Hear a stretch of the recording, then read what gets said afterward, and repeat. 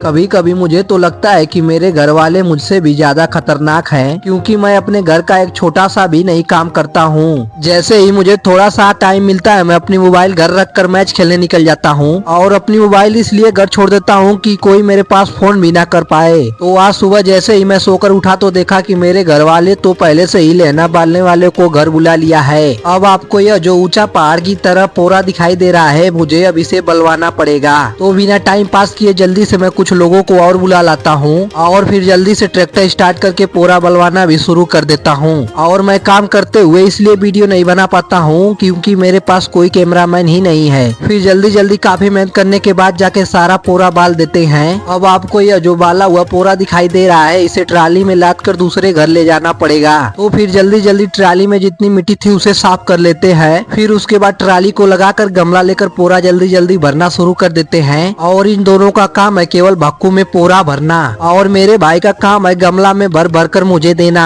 और मेरा काम है ट्राली में भरकर गमला वापस देना। फिर जैसे ही ट्राली भरी तो सबको टाली और ट्रैक्टर में बैठा कर चल देता हूँ अपने दूसरे वाले घर। और फिर वहाँ पर पहुँचने के बाद सारा पूरा ट्राली से नीचे गिरवा देता हूँ। फिर उसके बाद गमले में भरकर जल्दी जल्दी अपने भूसा वाले घर में ले जाकर कुड़ा देते हैं। और फिर उसके बाद ट्रैक्टर लेकर अपने घर आ जाते हैं, और फिर मोबाइल चार्ज लगाकर नहाने और खाने चला जाता हूँ।